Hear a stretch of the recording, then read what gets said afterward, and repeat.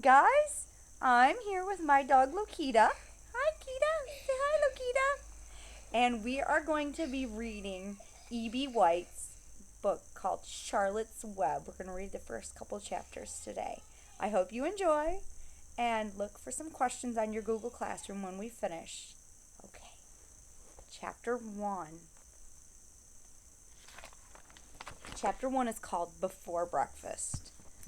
"Where's Papa going with that axe?" said Fern to her mother as they were setting the table for breakfast.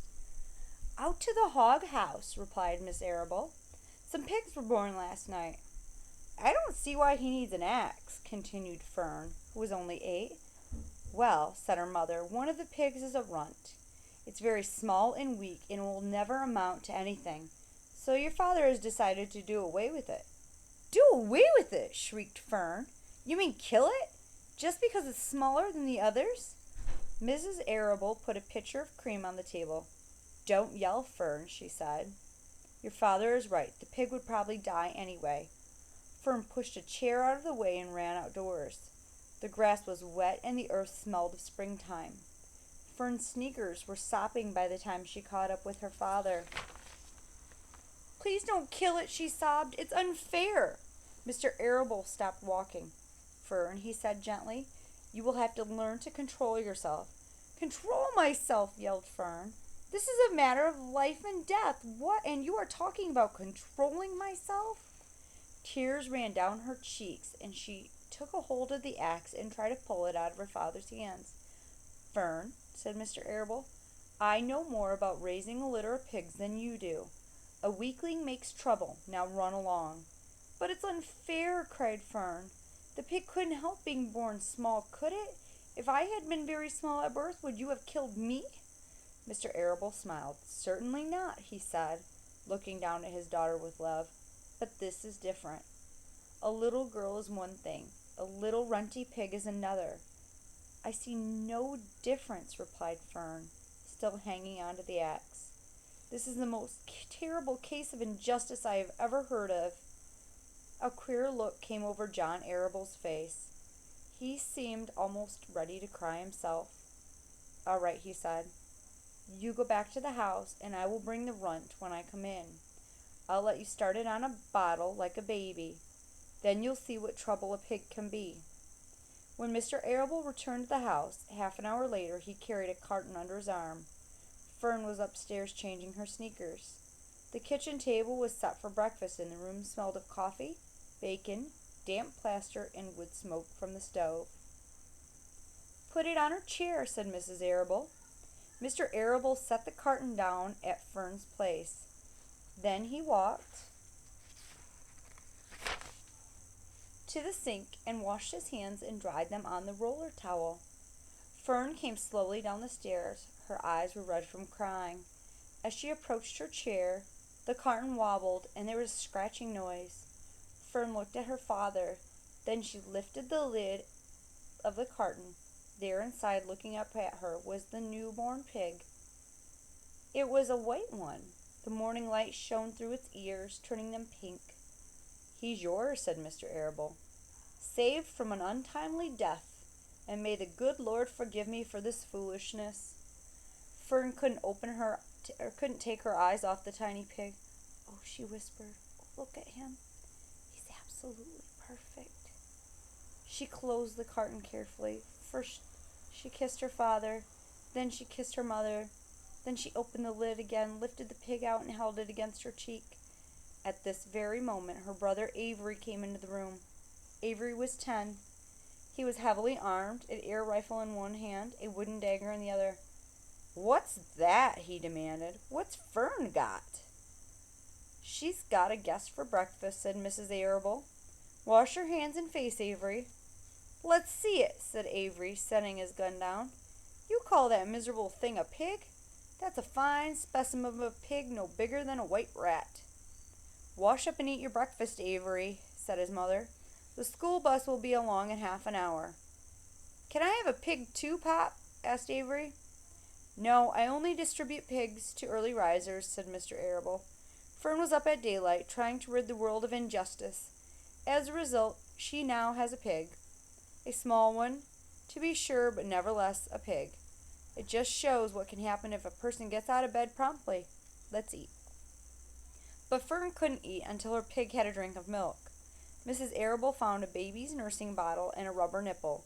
She poured more milk into the bottle, fitted the nipple over the top, and handed it to Fern.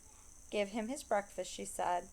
A minute later, Fern was seated on the floor in the corner of the kitchen with her infant between her knees, teaching it to suck from the bottle. The pig, although tiny, had a good appetite and caught on quickly. The school bus honked from the road. "Run!" commanded Mrs. Arable, taking the pig from Fern and slipping a donut into her hand. Avery grabbed his gun and another donut. The children ran out to the road and climbed into the bus. Fern took no notice of the others in the bus. She just sat and stared out the window, thinking what a blissful world it was and how lucky she was to have an entire charge of a pig. By the time the bus reached school, Fern had named her pet, selecting the most beautiful name she could think of. "Its name is Wilbur," she whispered to herself. She was still thinking about the pig when the teacher said, "Fern, what is the capital of Pennsylvania?" "Wilbur," replied Fern dreamily. The pupils giggled. Fern blushed. Chapter 2. Wilbur. Fern loved Wilbur more than anything. She loved to stroke him, to feed him, to put him to bed. Every morning as soon as she got up, she warmed his milk, tied his bib on, and held the bottle for him. Every afternoon when the school bus stopped in front of her house, she jumped out and ran to the kitchen to fix another bottle for him. She fed him again at supper time and again before going to bed. Mrs. Arable gave him a feeding around noontime each day when Fern was away at school. Wilbur loved his milk, and when he was never happier than Fern was warming up a bottle for him. He would stand and gaze up at her with adoring eyes. For the first few days of his life, Wilbur was allowed to live in a box near the stove in the kitchen. Then, when Mrs. Arable complained, he was moving to a bigger box in the woodshed. At 2 weeks of age, he was moved outdoors. It was apple blossom time, and the days were getting warmer. Mr. Arable fixed a small yard especially for Wilbur under an apple tree, and gave him a large wooden box full of straw, with a doorway cut in it, so he could walk in and out as he pleased. "Won't he be cold at night?" asked Fern. "No," said her father. "You watch and see what he does." Carrying a bottle of milk, Fern sat under the apple tree inside the yard. Wilbur ran to her, and she held the bottle for him while he sucked. When he had finished the last drop, he grunted and walked sleepily into the box. Fern peered through the door. Wilbur was poking the straw with his snout. In a short time he had dug a tunnel in the straw.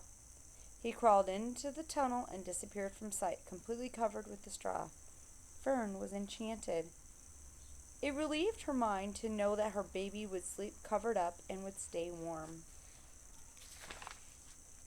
Every morning after breakfast, Wilbur walked out to the road with Fern and waited with her until the bus came. She would wave goodbye to him, and he would stand and watch the bus until it vanished around a turn. While Fern was in school, Wilbur was shut up inside his yard. But as soon as she got home in the afternoon, she would take him out and he would follow her around the place. If she went into the house, Wilbur went too. If she went upstairs, Wilbur would wait at the bottom step until she came down again. If she took her doll for a walk in the doll carriage, Wilbur followed along. Sometimes on these journeys, Wilbur would get tired, and Fern would pick him up and put him in the carriage alongside the doll. He liked this, and if he was very tired, he would close his eyes and go to sleep under the doll's blanket. He looked cute when his eyes were closed because his lashes were so long. The doll would close her eyes too, and Fern would get to wheel the carriage very slowly and smoothly, not to wake the infants. One warm afternoon, Fern and Avery put on bathing suits and went down to the brook for a swim. Wilbur tagged along at Fern's heels. When she waded into the brook, Wilbur waded in with her. He found the water quite cold, too cold for his liking. So while the children swam and played and splashed water at each other, Wilbur amused himself in the mud along the edge of the brook. where it was warm and moist and delightfully sticky and oozy. Every day was a happy day, and every night was peaceful.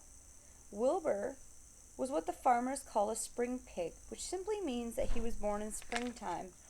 When he was 5 weeks old, Mr. Arable said he was now big enough to sell and would have to be sold. Fern broke down and wept, but her father was firm about it. Wilbur's appetite had increased, and he was beginning to eat scraps of food in addition to milk. Mr. Arable was not willing to provide for him any longer. He had already sold Wilbur's 10 brothers and sisters. "He's got to go, Fern," he said. "You have had your fun raising a baby pig, but Wilbur is not a baby any longer, and he's got to be sold." "Call up the Zuckermans," suggested Mrs. Arable to Fern. "Your Uncle Homer sometimes raises a pig. If Wilbur goes there to live, you can walk down the road and visit him as much as you like." "How much money should I ask for him?" Fern wanted to know. "Well," said her father, "he's a runt. Tell your Uncle Homer you've got a pig to sell for $6 and see what he says." As soon as it was arranged, Fern phoned and got her Aunt Edith, and her Aunt Edith hollered for Uncle Homer, and Uncle Homer came in the barn and talked to Fern. When he heard the price was only $6, he said he would buy the pig. The next day Wilbur was taken from his home under the apple tree and went to live in a manure pile in the cellar of the Zuckerman's barn. That is chapters 1 through 2, guys. I hope you enjoyed it. I have my little friend, Lokita, who also enjoyed the story. Look for some questions on Google Classroom. Thanks.